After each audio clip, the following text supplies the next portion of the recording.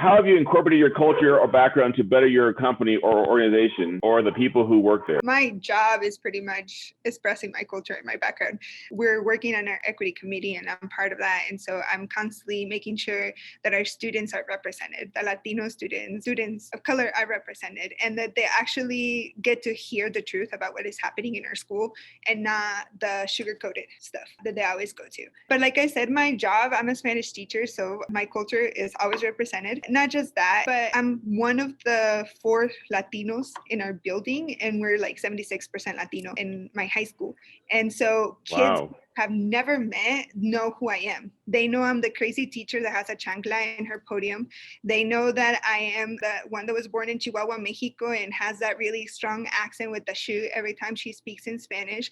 And they know me, and I don't know who they are, but they just know me because I'm the only Latina teacher that they have in the building. I feel like because they know who I am, they feel more confident with me and comfortable to talk to me and be around me. You know, for me, I think it's just trying to remind myself to not forget the lens that I look out of. When you represent an employer, you know, it can be so easy to think from the lens of your employer, like, how do they feel about this issue? And thinking about it from that aspect, and especially like here in Minnesota, just working at the Capitol, you know, it's a lot of people who don't look like me who are making the policies. It's so easy to forget to look out of your own lens. And, you know, so I try to remind myself that at my organization, I know where they stand on the issues, but just trying to like think about, okay, as a Black man who grew up in a small town and experienced inequities, how can I provide insight to my team and to, you know, those playmakers at the Capitol to, you know, remind them that even though this perspective may not be natural to you, this is the perspective of people of color, people who aren't always represented on these issues. So that's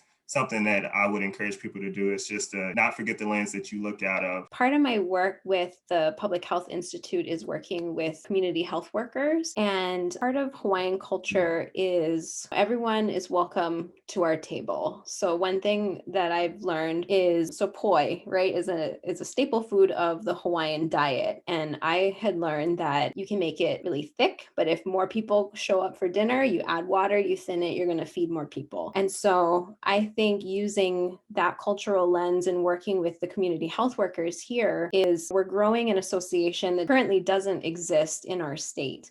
And everyone is welcome to the table. We are all working toward that same goal of bettering our community. And so making sure that you're inclusive and including anybody who is interested in that work, who aligns with the vision and the mission of that task at hand. I have worked in the United States Capitol. I was an intern with Senator Schumer this time last year, which means I have seen literally in the highest forms of governance, in the highest system that creates of all other systems in our country, the pervasiveness of whiteness. And I think that that is so present. And I think the best way that I incorporate my culture and my background into my company and my organization to better the people who work there and the work that we do is I am unapologetically myself. Shirley Chisholm, the first Black woman to run for president, said, if you don't have a seat at the table, bring a folding chair, right? I have carried so many folding chairs, and it's not just one for me, because I'm bringing a folding chair for him and for her and for them and theirs, right? I am bringing it for everybody, right? Because it's no longer a conversation of, are we on the table? Are we at the table, right? I'm no longer asking to be at the table, because if I'm not welcome at the table, I went to college. I know how to build a table. I know how to connect people. And I think what's important in understanding our unique social privileges that we have by going to UNC, by having a college degree, is we now have the opportunity to take who we are and transform that for the people from where we're from. I have my neighborhood tattooed on me, right? Like, to the point that, like, when I'm teaching, my kids see that. I'm not just bringing a folding chair for me. I'm bringing 180 folding chairs for every kid that I teach. And that makes my work better, because I know my work is better when more people are aware of it. My work is better when more people can access it. And my work is better when more people can take part in it. That's rooted 100% in the way that I was culturally brought up. I was raised in foster care. I was raised by everybody and by a community. I lived with teachers and faith leaders and coaches. By the time I graduated high school, I'd been to 9 schools, which taught me and told me everything that we have. Everybody talks this big talk about liberation. Liberation will never be granted to people. Liberation is in what we would give to each other. If I can give somebody a seat in the tables that I'm at, that's liberation for them. If I can bring a chair and speak my piece in the way that I need to, unapologetically, and show that that's a possibility, no matter how long I've been in the building, that's a strength. Because if nothing else, then they can't say they weren't exposed to it, because I intentionally disrupted, right? And I brought my little folding chair and I disrupted so that everybody is aware of that, because I think that's the communities that we come from. When we look at systemically marginalized communities, all we've had was in history was storytelling. All we've had was community. All we had was each other.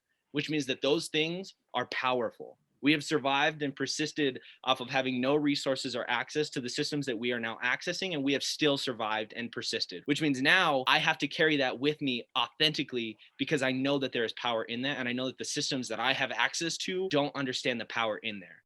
I think just being authentic and having fun with your work is what people can vibe off of, and that's what they remember. And that's how people are successful, because they feel that someone cares about them, someone that looks like them or has had a similar experience. They've done it, so can I. Or like they think of me as a mentor, which I really appreciate because I've had mentors myself. Also, a lot of community partnerships that I do with other organizations, a lot of them are very multicultural. So like Cervecias de la Raza and Juntos and Douglas County School District with like the cultural liaisons, I'm able to bring the undergraduate perspective of training, like Safe Zone training or Dreamer training. And so I bring that like sociological lens and personal experience. And then I'm able to share what best practices I've gained and learn some so that I can impact my caseload and just my community in general. It's about like active listening skills. How have people been successful? How can I share that with the world and show up to be successful?